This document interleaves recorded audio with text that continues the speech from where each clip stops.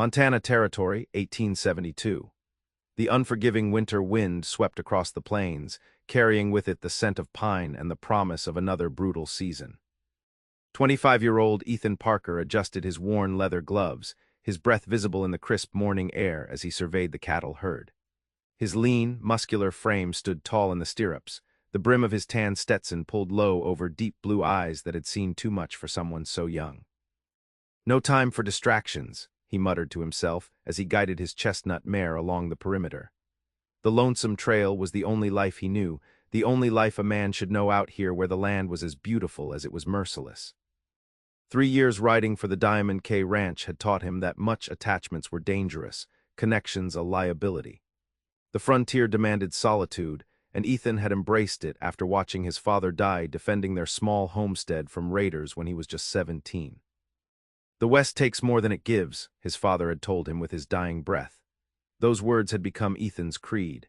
He'd built walls higher than the distant mountains, convinced that survival meant keeping to himself, doing his job, collecting his pay, and moving on when necessary.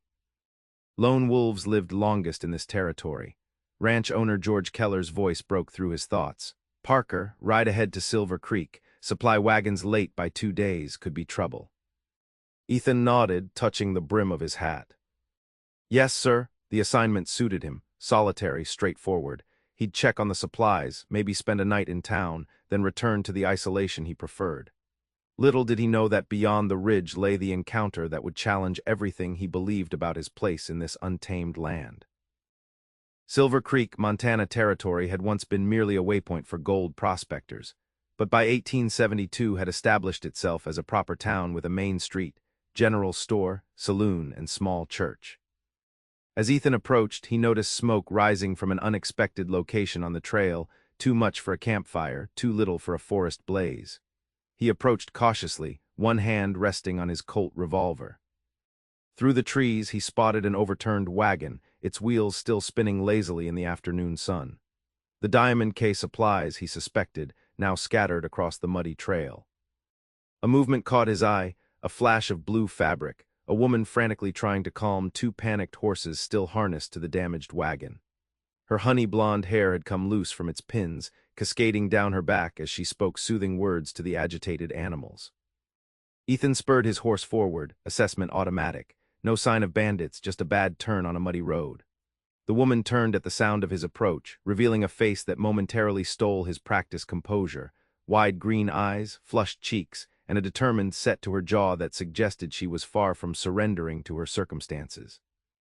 "Need some assistance, ma'am," he called, dismounting in one fluid motion. She straightened, brushing dirt from her once fine blue traveling dress. "Unless you can ride a wagon, calm 2 skittish horses, and restore 3 hours of lost time, I'm not certain you can help." Despite her words, relief flickered across her features. "But I would appreciate any effort, Mr. Parker, Ethan Parker." He removed his hat briefly. "I ride for the Diamond K. Reckon these might be our supplies you're hauling." "Lily Fairchild," she replied with a slight nod. "My father owns Fairchild Mercantile in Silver Creek, and yes, these are your ranch supplies. We were delivering them personally when—" She gestured to the overturned wagon with frustration. "Father broke his arm last month, so I volunteered to make this delivery with our driver. But Mr. Holloway took ill in town, and I foolishly thought I could manage alone." Ethan assessed the situation with practiced efficiency. "We'll caught that rut, I'm guessing. Rains made these trails treacherous." He moved to the horses, his touch firm but gentle as he began to unhitch them. "First thing is to free these animals before they hurt themselves." As they worked together to calm and secure the horses, Ethan noticed several things about Lily Fairchild. She was younger than he initially thought, perhaps 20, but moved with the confidence of someone who knew hard work. Her hands, though smaller than his, were not soft and idle. They were capable, marked with the occasional callus that spoke of a life beyond embroidery and piano playing. "You've handled horses before," he observed as she expertly wrapped the lead rope around a nearby tree. "I've worked in my father's store since I was 12, she replied. "That includes helping with deliveries, inventory, and yes, handling the teams when needed." Something in her tone, a defensive edge, told Ethan she'd faced doubts about her capabilities before. He simply nodded and continued working, a silent acknowledgement of her competence that seemed to surprise her more than any verbal praise might have. It took them nearly an hour to right the wagon, working together with ropes and leverage, using Ethan's horse for additional pulling power. When the wagon finally stood upright again, Lily wiped her brow with her sleeve, unconcerned with the impropriety of the gesture. "We've lost some of the flour and sugar to the mud," she said, surveying the damage, "but most everything else can be salvaged." Ethan helped her reload the scattered crates and barrels. "I appreciate your determination, Miss Fairchild. Most ladies would have abandoned this effort and waited for rescue." She shot him a look that was both amused and challenging. Most ladies haven't grown up in a frontier town where waiting for rescue is a luxury few can afford. As the sun began its descent toward the western mountains, they had repacked the wagon and rehitched the now calmer horses. Ethan secured his own mount to the back of the wagon. "It'll be dark before we reach town," he said, studying the sky. "These trails get dangerous after sundown." "I know a place," Lily replied, gathering the reins. "There's an old line shack about a mile ahead. Trappers use it sometimes, but it should be empty this time of year." Ethan raised an eyebrow. "You're mighty knowledgeable about these parts." "When your livelihood depends on deliveries, mister. Parker, you learn every shelter and water source within 50 miles. She hesitated, then added with a slight flush, "I should warn you, though it's small. If we share the shelter, your reputation will survive." "Mine might not." A smile, rare for him, tugged at the corner of Ethan's mouth. "I believe your reputation can withstand practical necessity, Miss Fairchild, and I give you my word as a gentleman." "A cowboy and a gentleman," her green eyes sparkled with unexpected humor. "Now that's a rare combination on the frontier." As they set off toward the line shack, Ethan found himself uncharacteristically attentive to the woman beside him. She handled the wagon with skill, kept conversation practical, and seemed unbothered by the mud staining her dress or the challenge ahead. She defied his expectations of townswomen, neither delicate nor demanding, and for the first time in years he felt his carefully maintained distance beginning to waver. The line shack proved to be little more than 4 walls, a roof, and a small stove, but after securing the horses and bringing in the most valuable supplies, it offered welcome shelter from the falling temperature. "I can sleep in the wagon," Ethan offered as Lily attempted to create some semblance of order in the tiny space. She shook her head firmly. "Don't be foolish. The temperature's dropping fast, and there's plenty of room if we're not particular." They shared a simple meal of jerky and hardtack from his saddlebags. As the small fire in the stove cast dancing shadows across the rough-hewn walls, Lily surprised him by asking, "How long have you been writing for the Diamond K?" 3 years, he answered, adding after a moment's hesitation, "Before that I drifted. Worked ranches from Texas to Wyoming." "Always alone?" Her question was direct but not prying. Ethan nodded. "It's simpler that way. The frontier doesn't reward attachments." "That's a grim philosophy for someone so young," she observed, her expression thoughtful in the firelight. "I'm 25, old enough to know how things are." "And I'm 20, old enough to question when someone presents their choices as inevitable facts." She wrapped a blanket around her shoulders. "My mother died when I was 14, influenza. I watched my father nearly follow her from grief, but instead of deciding connections were dangerous, I learned there what make the hardships bearable." Ethan stared into the flames, uncomfortable with her assessment. "Different lessons for different lives, I suppose." "Perhaps," she yawned suddenly, the day's exertions catching up with her. "I apologize for philosophizing when we should be resting." They arranged their sleeping areas on opposite sides of the small shack, propriety maintained despite the confined space. As Lily's breathing deepened with sleep, Ethan found himself strangely unsettled. Her words had touched something he'd long buried, the possibility that his isolation was not wisdom but fear disguised as strength. He watched the shadows play across her peaceful face, golden hair spread across her makeshift pillow, and felt an unfamiliar tightening in his chest. For the first time in years, his solitary path seemed less a choice than a habit, one that the determined young woman across the room had unknowingly challenged in the space of a single day. They reached Silver Creek by mid-morning the following day. The town bustled with activity, miners, ranchers, and settlers all converging on the growing settlement. Lily directed the wagon toward a substantial building marked Fairchild Mercantile, its facade freshly painted despite the frontier setting. A man with a splinted arm emerged from the store, relief washing over his features. "Lily, I was about to send a search party." His gaze shifted to Ethan, immediately wary. "And who might this be?" "Father, this is Mr. Ethan Parker from the Diamond K. He saved our delivery, and possibly me, when the wagon overturned yesterday." Her explanation was matter of fact, but her father's expression remained guarded. "Thomas Fairchild," he said, offering his good hand. "I'm obliged for your assistance, Mr. Parker." Ethan shook the offered hand firmly. "Just doing what anyone would, sir." "Not anyone," Lily interjected. "Most riders would have continued to town for help, not stayed to ride a wagon and escort me personally." Thomas Fairchild's expression softened slightly at his daughter's defense. "You're welcome to rest here before returning to your ranch. We can provide a meal and fresh supplies." "Appreciated," Ethan replied, surprised by the hospitality. He hadn't planned to linger but found himself reluctant to depart immediately. The next hours passed in unexpected comfort. The Fairchilds' living quarters above the store were modest but well-appointed, reflecting prosperity earned through hard work rather than inherited privilege. Over a simple but delicious meal, Ethan learned that Thomas had established the store 7 years earlier, after his wife's passing.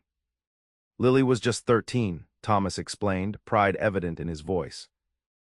But she insisted on learning every aspect of the business. Now she manages our inventory, correspondence, and half the deliveries. Most of our customers don't even realize they're dealing with a young woman when they place orders by mail. Lily looked simultaneously embarrassed and pleased by her father's praise. "Father exaggerates. I simply do what needs doing." "Which is more than most men twice your age accomplish," Thomas countered before turning to Ethan. "And what of your family, Mr. Parker? Are they in ranching as well?" The question caught Ethan off guard. He rarely spoke of his past, but something in the warm kitchen with its smell of fresh bread and coffee made deception seem inappropriate. "Lost them," he said simply. "Father to raiders when I was 17, mother to illness years before. No siblings." A heavy silence followed his statement until Lily broke it gently. "Is that why you prefer to ride alone?" "Because you've lost those closest to you." The directness of her question might have offended him from another person, but her expression held no pity, only genuine interest. Still, Ethan shifted uncomfortably. "The frontier's no place for attachments," he repeated his mantra. "Learned that early. A man rides lighter when he's not carrying others' expectations." Thomas nodded thoughtfully. "There's wisdom in self-reliance. But there's strength in community too. Silver Creek survived because neighbors watch for each other, not despite each other." The conversation shifted to more immediate concerns. The supplies needed at Diamond K, the growing town, the coming winter. Yet Ethan found himself unusually engaged, offering observations and even occasional smiles at Lily's quick wit or her father's dry humor. When the time came to depart, Thomas insisted on replacing the damaged goods from the wagon accident at no additional cost. "Good faith in business builds loyal customers," he explained. "And the Diamond K's orders keep our store prosperous through winter." Ethan found himself lingering as he prepared his horse and the repacked supply wagon. Lily approached, carrying a small package wrapped in brown paper.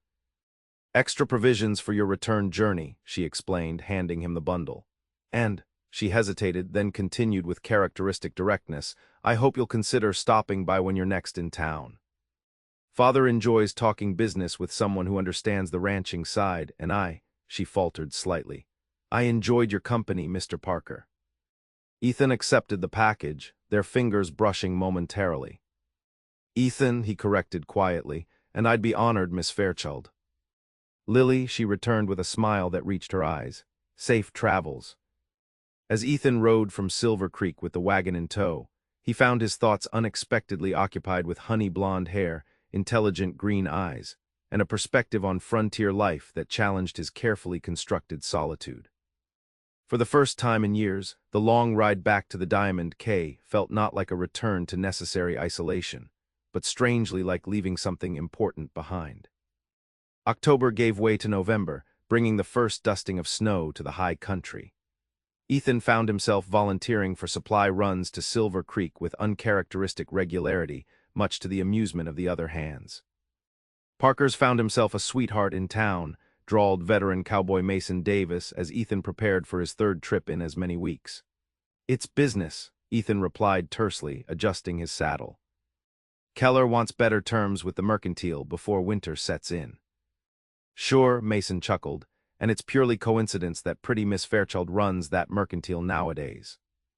Ethan didn't dignify the comment with a response, but couldn't deny the quickening of his pulse as Silver Creek came into view hours later.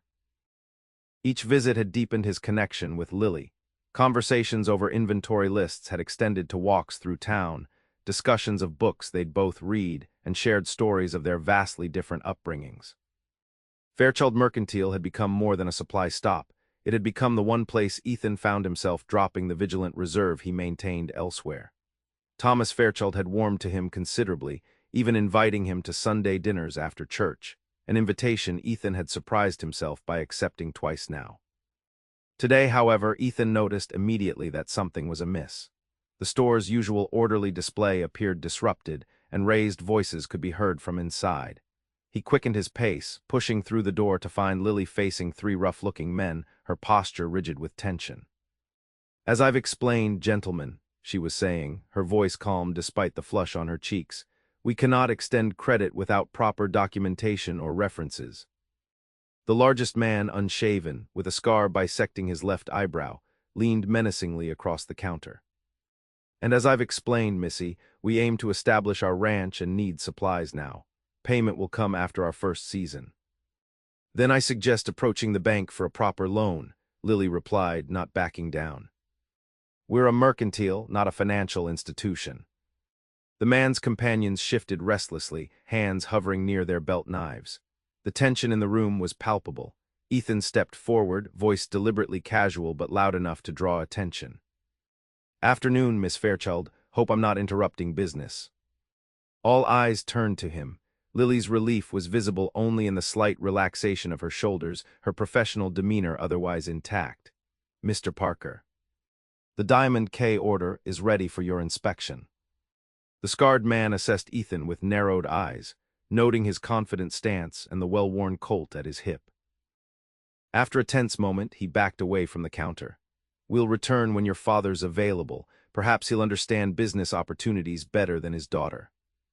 "My father and I are partners in this enterprise," Lily responded evenly. His answer would be identical to mine. The men departed with muttered curses, the bell above the door jangling discordantly in their wake. Once they were gone, Lily released a long breath. "Trouble?" Ethan asked, moving closer. "The Shaw brothers," she explained, straightening items on the counter. "They arrived last month, claiming to be establishing a ranch north of town. They've tried to obtain supplies on credit from every business in Silver Creek, without references or collateral." "Exactly." She pushed a strand of honey-blonde hair behind her ear, a gesture Ethan had come to recognize as a sign of stress. "Father and I believe they're simply looking to gather supplies before disappearing. They've grown increasingly insistent." Concern twisted through Ethan's chest, a sensation both unfamiliar and uncomfortable. "Where is your father today?" "Meeting with suppliers in Helena. He won't return until next week." She attempted a reassuring smile that didn't reach her eyes. "I've handled difficult customers before, Ethan." "Not like the Shaws," he replied quietly.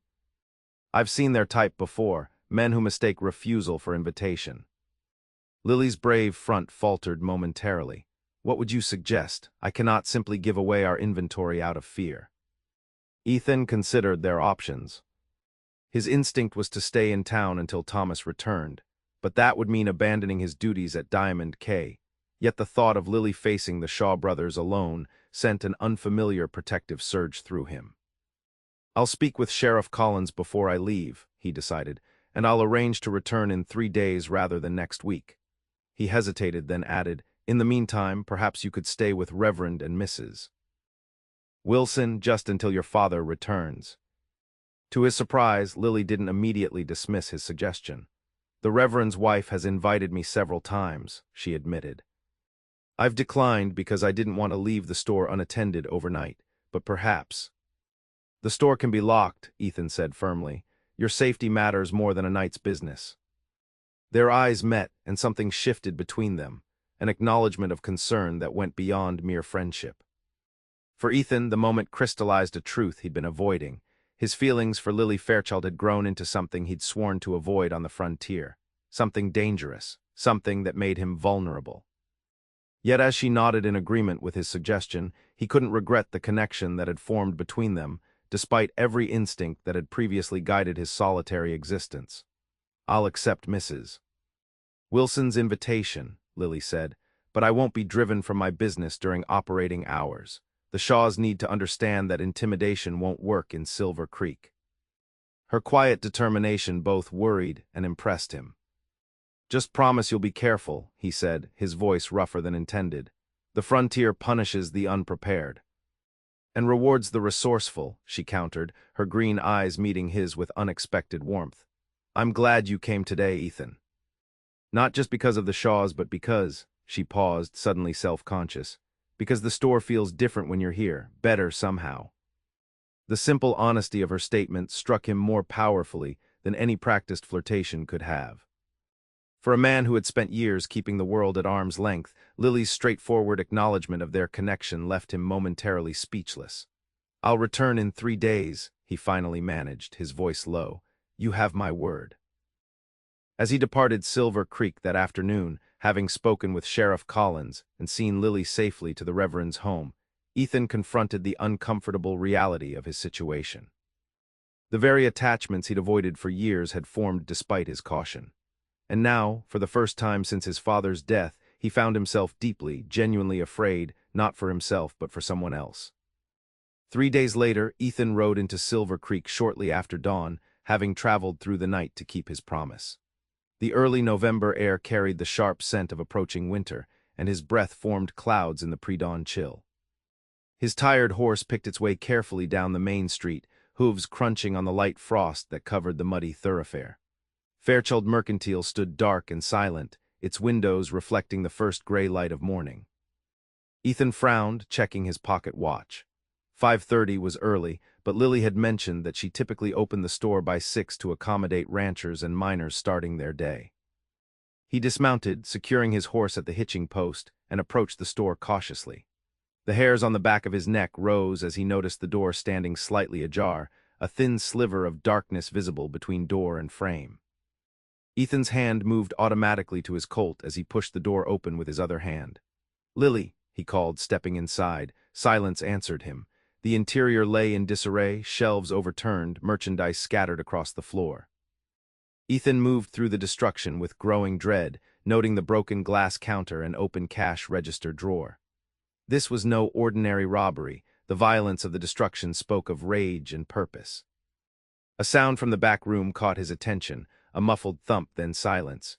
Ethan drew his revolver and moved swiftly toward the storeroom, every sense alert. The door hung from broken hinges, and beyond it he found what he most feared.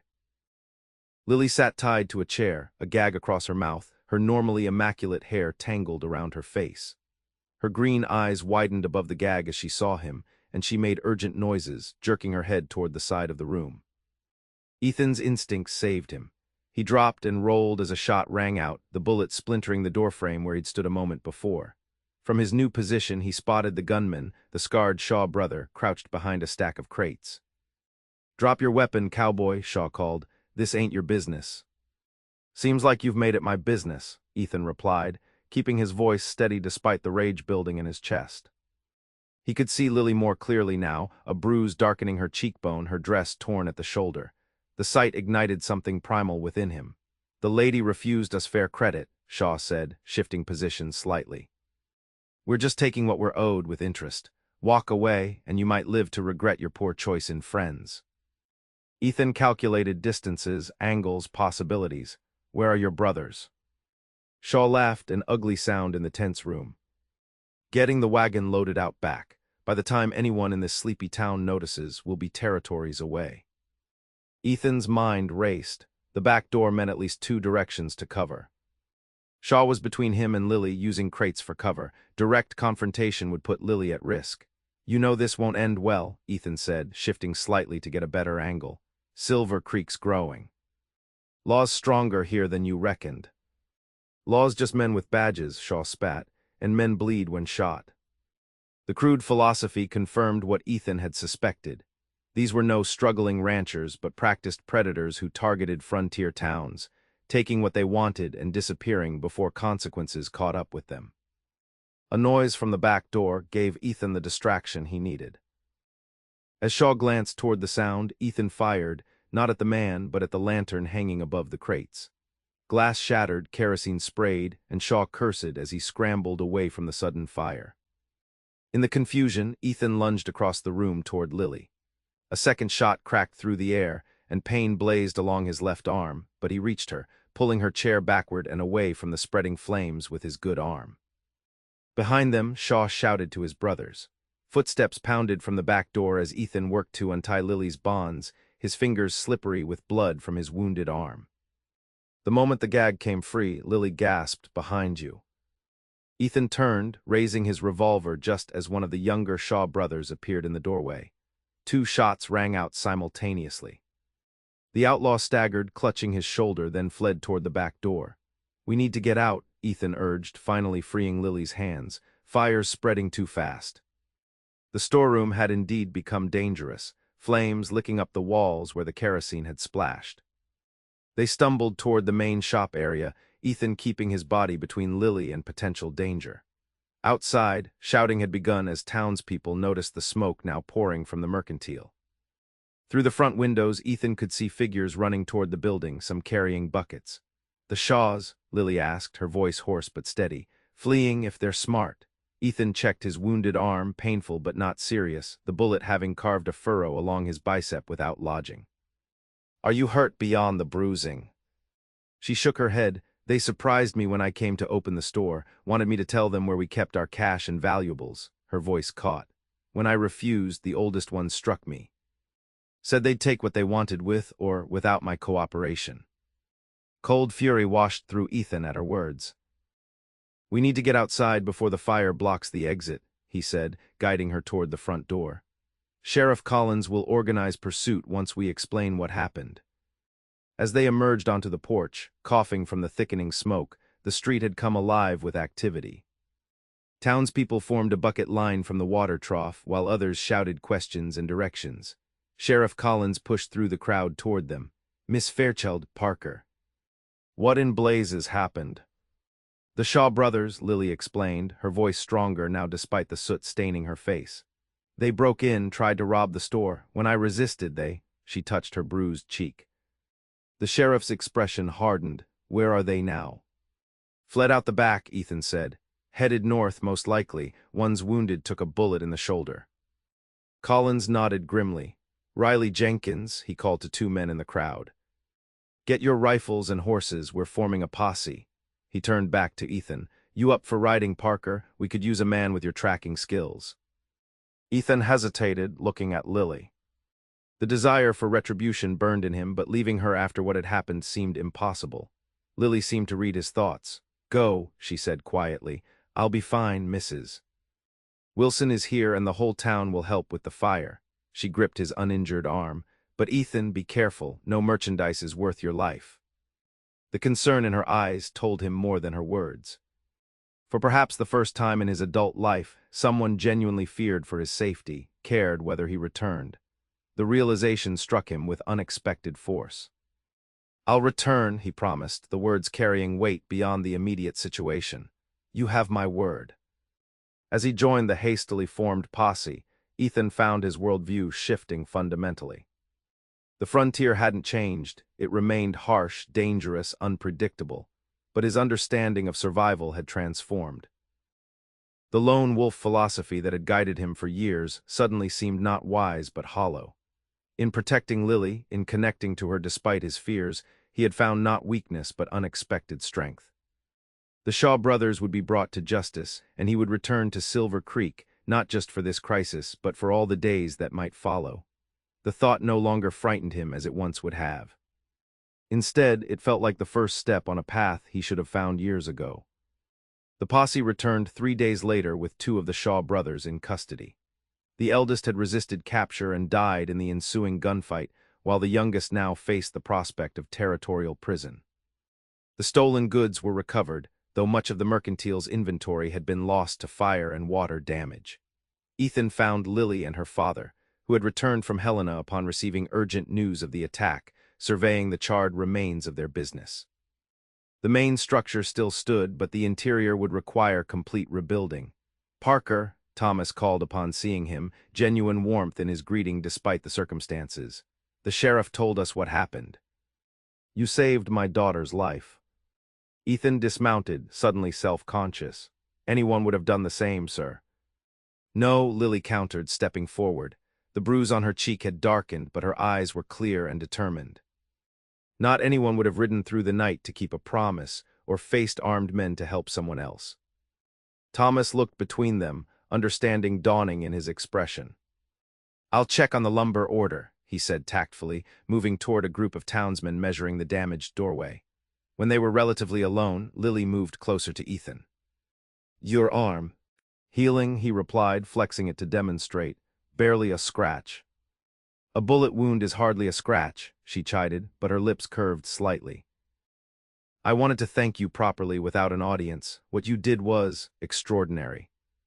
Ethan shook his head. "I did what needed doing. It's you who have shown extraordinary courage, both during the attack and now, facing this rebuilding." Lily glanced at the damaged store, then back to Ethan. "We'll rebuild stronger than before. Father and I have been discussing improvements we've wanted to make for years." She hesitated, then added softly, "The Shaws destroyed our building, but they couldn't destroy what matters most." "And what's that?" Ethan asked, though something in her expression made his heart race with anticipation. "Community," she answered. "Connection, the things that make frontier life not just survivable but worthwhile." Her green eyes held as steadily. "You once told me the frontier punishes attachments. But I think you're beginning to see what I've always known, that it's attachments that make survival meaningful." The truth of her words resonated through him. The solitude he'd cultivated, the distances he'd maintained, they hadn't protected him from pain but had prevented joy. In connecting with Lily, in allowing himself to care, he had found not weakness but purpose. "I've been wrong about many things," he admitted, removing his hat and holding it before him. "Would you allow me to make amends by helping with the rebuilding? The Diamond K has granted me leave to assist in town for a few weeks." "You've spoken with Mr. Keller?" Lily asked, surprised. Ethan nodded. "He understands the importance of Silver Creek's mercantile to his ranch operations. And," he smiled slightly, "he suggested I might have personal reasons for wanting to remain in town a while." A blush colored Lily's cheeks. "And do you have personal reasons?" The moment stretched between them, fraught with possibility. The busy street, the damaged store, the curious glances of townspeople, all faded as Ethan faced the choice before him. Continue his solitary existence, or embrace the connection he'd found despite his best efforts to avoid it. "The most personal reasons imaginable," he finally said, his voice low but steady. "If you'll permit me to explain them properly, perhaps over dinner at the hotel this evening." Her smile bloomed slowly, transforming her face despite the bruising. "I believe that could be arranged, Mr. Parker." "Ethan," he reminded her gently. "Ethan," she echoed, the simple use of his name somehow more intimate than any endearment could have been. As they turned toward the rebuilding efforts, Ethan felt something settle within him, a sense of rightness, of alignment with a truth he'd long denied. The frontier remained dangerous, unpredictable, harsh. But facing it alongside someone who understood both its challenges and its beauty made it not a place of necessary solitude, but a place where connection became all the more precious for its rarity. By the following spring, Fairchild Mercantile stood proudly on Silver Creek's main street, larger, sturdier, and busier than before. The rebuilding had become a town project, with ranchers, miners, and townspeople contributing labor and materials. What the Shaws had intended as destruction had instead unified the growing settlement. Ethan had found himself at the center of this effort, working alongside Thomas Fairchild from foundation to roof. The older man's initial wariness had given way to genuine respect and, eventually, affection as they labored together. Their conversations had expanded from immediate construction needs to longer-term visions for the store, for Silver Creek, and, implicitly, for Lily's future. For Ethan himself, the months had brought transformation more profound than he could have imagined. He had resigned from the Diamond K, accepting Thomas's offer of partnership in the expanded mercantile. His knowledge of ranching needs and supply chains had proven invaluable as they rebuilt their inventory and client base. But the true change lay deeper. The walls he'd maintained for years had crumbled, not in sudden collapse but in gradual, deliberate opening. His friendship with Lily had deepened into acknowledged courtship, conducted with proper respect under Thomas's approving eye. On a warm May evening, with apple blossoms scenting the air, Ethan walked with Lily along Silver Creek itself, the waterway that had given the town its name. They had developed a habit of evening strolls when the store closed, enjoying the peaceful transition from day to evening. "Father mentioned you were discussing a supply contract with the new railroad survey team," Lily said as they paused on a small footbridge spanning the creek. "That could mean significant business through summer." Ethan nodded, though business was far from his mind at that moment. "Your father has taught me a great deal about seeing opportunities where others might not." "He says the same about you," she replied, smiling. "Last night he commented that bringing you into the business was the best decision he never planned to make." The perfect opening presented itself, and Ethan gathered his courage. "Speaking of decisions," he began, turning to face her directly. The setting sun caught in her honey blonde hair, creating a halo effect that momentarily stole his prepared words. Lily's expression grew curious at his sudden silence. "Yes." He took her hands in his, marveling as he often did at how naturally they fit together. Her capable, slender fingers entwined with his larger, were roughened ones. "A year ago I believed the frontier offered only two choices, isolation or vulnerability," he said, his voice steady despite his racing heart. "I chose isolation, thinking it was strength. Then I met you, and everything I thought I knew was challenged."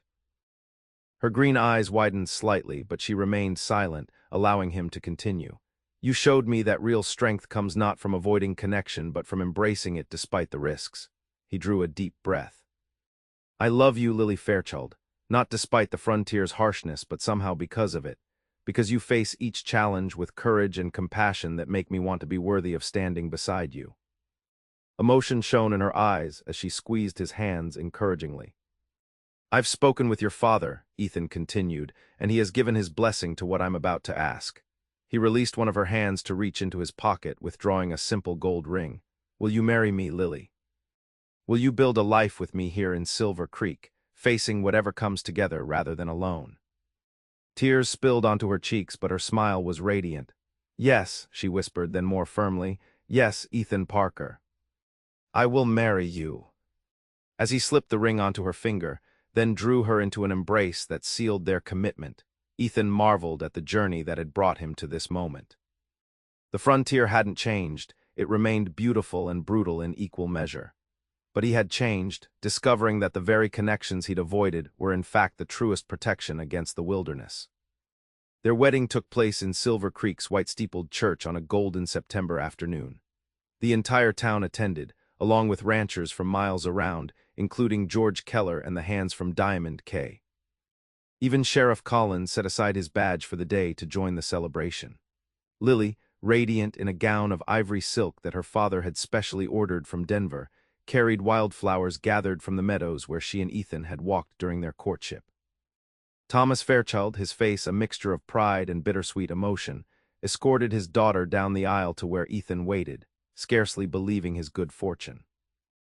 As they exchanged vows before Reverend Wilson, Ethan found himself reflecting on the path that had led him here. The orphaned young man who had once believed isolation was the only safe choice on the frontier now stood publicly declaring his commitment to a shared life, witnessed by a community he had come to consider family. "I now pronounce you husband and wife," the Reverend declared. "You may kiss your bride." The kiss they shared was both a culmination and a beginning, tender yet full of promise for the years ahead. As cheers erupted from the assembled guests, Ethan and Lily turned to face their community as a married couple, their joined hands a symbol of the connection they had forged despite every frontier challenge. The celebration continued well into the evening, with tables set up behind the mercantile and lanterns strung between trees. There was dancing to fiddle music, laughter, and abundant food contributed by townswomen who had taken Lily under their wing during her years in Silver Creek. As twilight deepened into night, Ethan found a moment of relative privacy with his new wife near the creek that had witnessed his proposal months earlier. "Happy Mrs. Parker?" he asked, still marveling at the reality of their marriage. Lily's smile in the lantern light warmed him more thoroughly than any fire could have. "Happier than I once believed possible," she replied, leaning against him. "And you, any regrets about abandoning your solitary trail for a shopkeeper's daughter?" "Only that I wasted so many years believing that freedom meant absence of connection," he answered honestly. "When true freedom is having somewhere and someone to call home." Their new home waited just down the street, a small but sturdy house they had built together on a plot of land adjacent to the mercantile. Tomorrow would begin their shared life there, balancing business responsibilities with the privacy of their own household. But for now they lingered in this moment of transition, the sounds of celebration drifting to them across the cooling evening air. The frontier stretched around them, still vast, still challenging, still capable of both beauty and brutality. Yet it no longer seemed a place that demanded isolation for survival.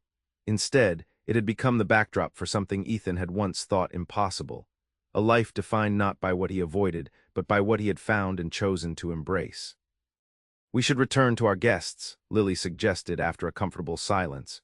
Ethan nodded but held her hand when she would have turned away. "I love you," he said simply, the words still new enough to carry weight and wonder. "And I love you," she replied with equal simplicity. "Today, tomorrow, and for all the days the frontier grants us together." They walked back toward the lantern light, hand in hand, no longer alone in the wilderness but strengthened by a bond that had formed despite every barrier. The adversity that had first brought them together had indeed led Ethan's heart to its true home, not in solitude, but in the courageous connection he had found with Lily Fairchild Parker, the woman who had taught him that the frontier's greatest gift was not the freedom of isolation, but the profound joy of belonging.